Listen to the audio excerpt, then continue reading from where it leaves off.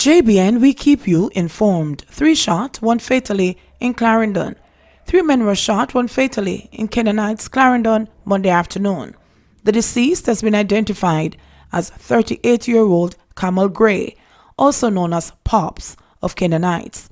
Shortly after 1 o'clock, persons were at a shop located at Gray's house when a car drove up, men alighted, and opened gunfire, hitting the 3 men. Elderly pedestrian dies after being hit by a JUTC bus in downtown Kingston. The Kingston Central Police have launched an investigation into the death of an elderly pedestrian who was reportedly struck by a bus belonging to the state-owned Jamaica Urban Transit Company, JUTC, in downtown Kingston on Saturday. The deceased has been identified as 73-year-old Darrell Wright of 11 Miles in Bull Bay, St. Thomas. According to the JUTC in a statement, the accident occurred along East Parade in the vicinity of Coke Methodist Church. It is reported that about 3:25 p.m., the bus was heading south along East Parade in the right lane.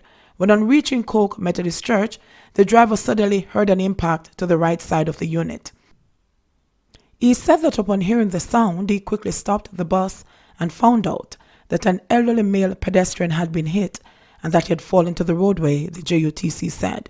Police personnel who were quick on the scene took the injured pedestrian to hospital for treatment, and he was admitted to the facility. However, Wright later succumbed to his injuries. The latest incident involving a JUTC bus follows one last week, Sunday, on the Green Acres Main Road in St. Catherine. In that incident, a pedestrian also died. The police are investigating that incident with a view of determining whether the JUTC bus that was involved or an international tractor-trailer head that also featured in the incident made contact with the victim, who died between both heavy-duty vehicles. Police probing shooting death of St. Elizabeth farmer.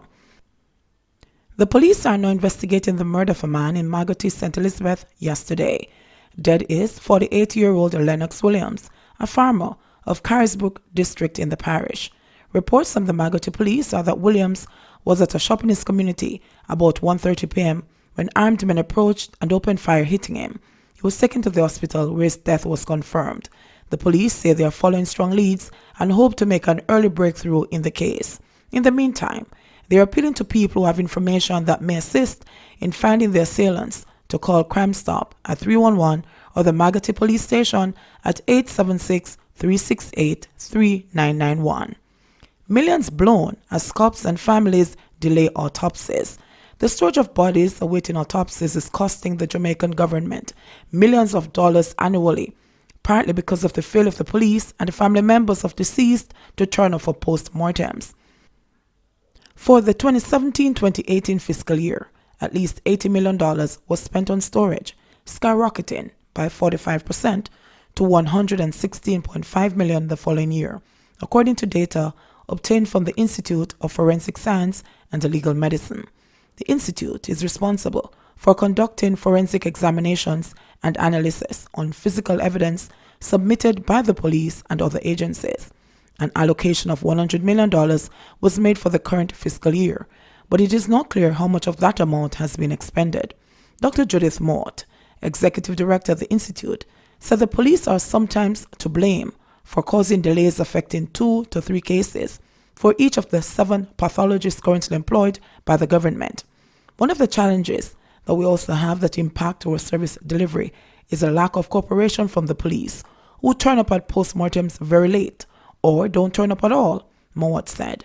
We'll have people who will die later and would like to schedule their relatives' postmortem, but we can't do that because we are now rescheduling the postmortems that were cancelled for whatever reasons.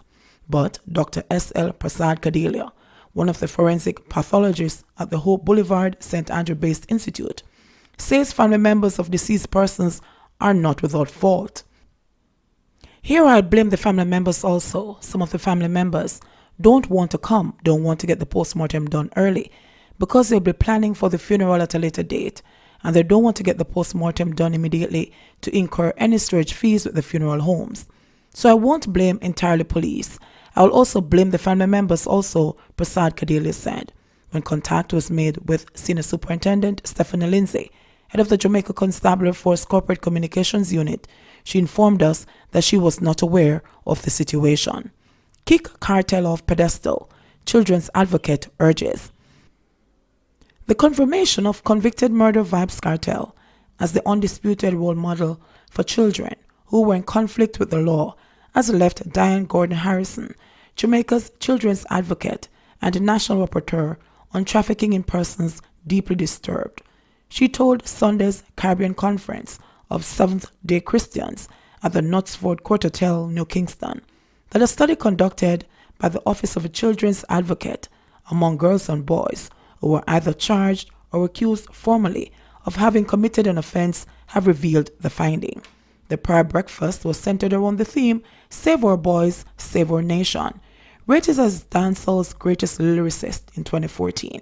Kartel, whose given name is Adidja Palmer, along with 3 other men, was convicted of the murder of Clive Lizard Williams. He was sentenced to life in prison, with the stipulation that he serve 35 years before qualifying for parole. A court ruling on his appeal is pending. The children's advocate, however, emphasized that she was not numbered among the entertainer's followers. This is the person they saw as the be-all and end-all of what you need to strive to be like. If you stop and just dissect, for a moment, a cross-section of the type of lyrics that are contained in Mr. Palmer's music, certainly as a parent, that's not the kind of music my children will be exposed to, not if I have anything to do with it. And so we have to ask ourselves the question, who are the role models that are setting the examples for our children? She said. Gordon Harrison warned that Jamaica's culture of violence will go unabated if children, particularly boys, were fed a constant diet of violence. She urged church, school, and community stakeholders to inculcate in boys the value of self-restraint and to teach them conflict resolution skills. Are we encouraging them to know when to walk away? Are we encouraging them to have meaningful discussions? Are we even teaching them how to communicate, how to understand, to talk through issues without physically reacting whenever there's a difficult situation? She asked of the audience.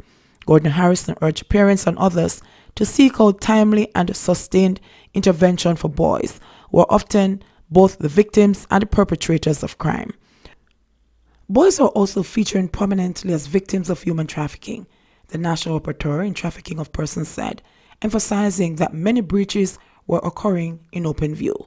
Once they're sent to somebody, kept in a place, transported to another place for the purpose of exploitation, that's human trafficking, she said. PNP to resurrect Operation Kingfish, says Phillips. People's National Party PNP President Dr. Peter Phillips has vowed that the next government formed by his party will resurrect the now-defunct Operation Kingfish as part of the arsenal to crack down on criminals. Speaking at the end of his party's National Executive Council meeting at the Montego Bay Community College on Sunday, the PNP president argued that the original mandates of Operation Kingfish and the Major Organised Cr and Anti-C0rrvption Agency should be reimplemented, that is, going after significant actors in organized crime, suggesting that the latter unit had veered off message.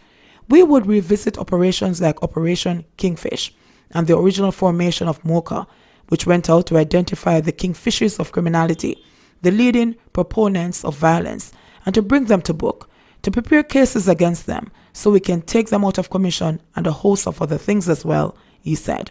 Phillips made the revelation in response to the announcement of a new state of emergency in the Kingston East Police Division on Sunday. Operation Kingfish, the much-heralded police anti-crime initiative launched in 2004 and mandated to go after the major players in organized crime, was quietly disbanded and its functions transferred to other units within the police force. MOCA was formed in June 2012 as an elite unit focused on bringing high-value targets to justice and to improve governance and security in Jamaica by tackling transnational organized crime. We would do things like hotspot policing.